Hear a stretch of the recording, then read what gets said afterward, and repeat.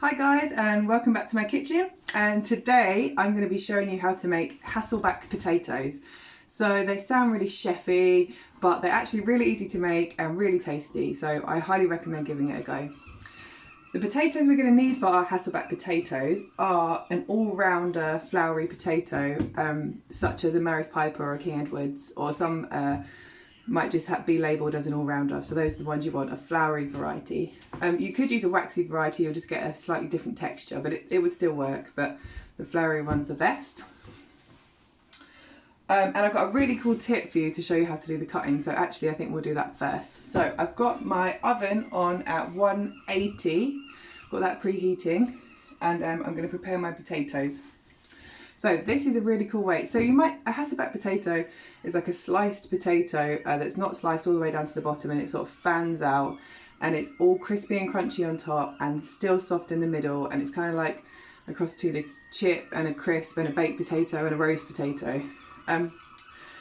But getting those cuts could be quite fiddly. So what I'm going to show you is a way to do it that's not going to be fiddly, and what we're going to need is a wooden spoon, or I've got a silicone, like a large stirring spoon, and I'm just going to place my potato. So it's best to use smaller potatoes for Hasselback potatoes. They don't have to be like really small variety, just small ones out of a bag of all-rounders.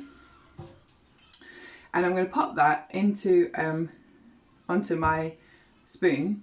You could also use chopsticks either side and chop down. I'm going to pop that into my spoon.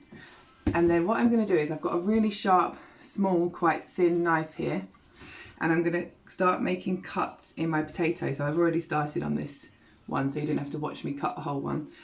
And what we're doing is we're cutting slices slightly less than a pound coin. So I'm going to carry on slicing my potato here, so you can see I'm holding it firm, and I'm just taking it down, and I can let my knife go all the way down because it's being stopped at the bottom by that spoon. So I'm going to carry on doing my little cuts, and I can take it all the way down because the spoon is stopping me going all the way through. And by using the spoon, it's allowing me to get those cuts really nice and deep in the potato. So you keep going all the way through the potato, remembering to try and keep them less than a pound coin's thickness. So keep going. Might get a bit fiddly towards the end. You can just hold it in place like this. Okay, oh, I just cut a little slice up there, that's all right.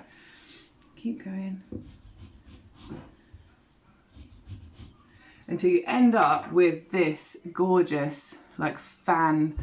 Can you see that? Like, it's all fanned out, and yeah, that's exciting to look at.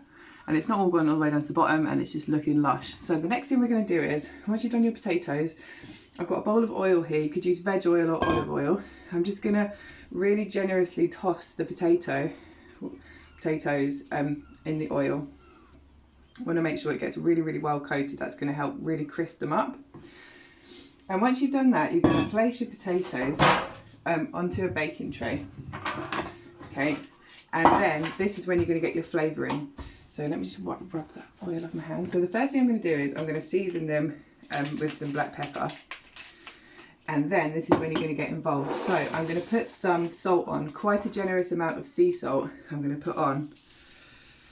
And I'm going to rub that salt in. I'm like really rubbing that salt in. I want the salt and pepper and flavourings to go in the middle of the cuts. I want that salt really well incorporated. That is going to help to make them super crispy. You could also add at this stage some finely chopped rosemary, dried mixed herbs, any kind of flavourings you like. And you're going to make sure that's really well rubbed in. Think of it as like a flavour rub. So then you're going to pop these in the oven for about 40 minutes at 180. 10 minutes before the end, you're going to take them out of the oven. You're going to put a little knob of butter on each one.